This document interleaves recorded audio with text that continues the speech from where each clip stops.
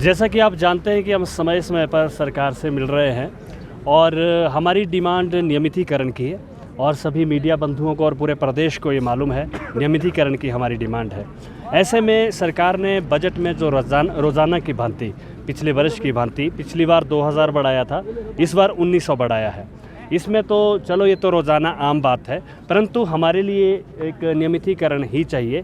तो ऐसे में बहुत समय पहले एक सब कमेटी बनाई थी 28 जून 2023 को पिछले साल, और कैबिनेट सब कमेटी को एसएमसी अध्यापकों के नियमितीकरण हेतु जो रिपोर्ट रखनी थी उसके संबंधित मीटिंग थी 7 पिछले इसी जनवरी को।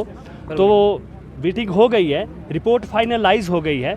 अपने आदरणीय शिक्षा मंत्री जी ने आप मीडिया के माध्यम से ही ये कहा कि रिपोर्ट फाइनलाइज है। जब आपका प्रश्न ये था कि क्या इसमें और बैठक होनी है, परंतु अगर फाइल तैयार है, फाइनलाइज है, रिपोर्ट तैयार है, अब तो उसे कैबिनेट में ही जाना है। तो आज जो है आप देख रहे हैं हज़ारों की तादाद में परिवार सहित एसएमसी अध्यापक आए हैं यही गुहार लगाने के लिए जो हमारे संदर्भ में जो भी नीति बनी है वो उस पे कैबिनेट की एक सुप्रीम मोहर लगा दी जाए और हमारे जो एसएमसी अध्यापकों को नियमितीकरण का तोहफा दिया जाए। और मैं आपको ये बात बताना चाहूँगा 8 तारीख से हम कंटिन्यू पेन डाउन स्ट्राइक पर है। परीक्षाएं 21 से शुरू होनी है, यानी आज 19 है, परसों से प्रैक्टिकल की परीक्षाएं हैं। पेन डाउन स्ट्राइक कंटिन्यू है और आपको हम बार बार बताते हैं हम जो एसएमसी अध्यापक वो कहाँ पे लगे हैं, वो हार्ड और ट्राई और ग्रामीण क्षेत्रों में लगे हैं। वहाँ पे रेगुलर अध्यापक नहीं है। शिक्षा विभाग इस आंकड़े को जानता है।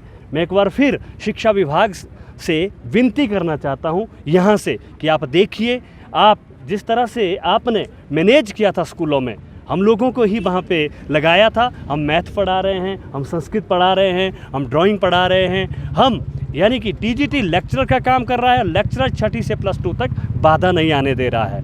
अब चिंतनीय बात यह है कि हमें भी अच्छा नहीं लग रहा है कि बच्चों की जो परीक्षाएं 21 से होनी है और वहाँ पे विभाग के पास अध्यापक नहीं है, एग्ज़ाम ड्यूटी के लिए भी नहीं, फिर भी साइलेंट मोड में है।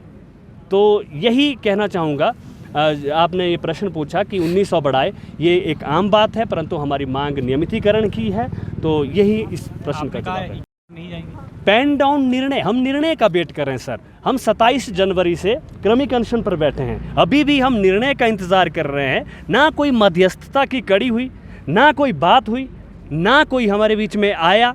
शिक्षा विभाग ये जानता है, सरकार ये जानती है। अब हम तो इसी में रहेंगे।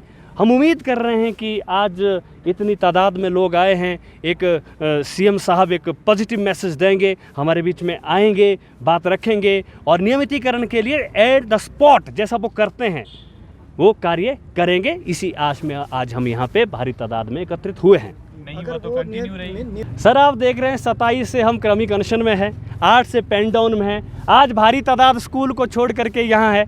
इस आपके प्रश्न का जवाब ये है, यहाँ दूर दूर तक दिख नहीं रहा है, कोई आदमी पहचाना नहीं जा रहा है। इसका यही रिजल्ट है, जब तक हमारे लिए नियमितीकरण नहीं तब तक हमने तो छोड़ दिया है स्कूल, हम निकल पड़े हैं। जी अलग क्या उनसे बात करी कोई आप लोगों ने? सर बहुत अच्छा प्रश्न पूछा।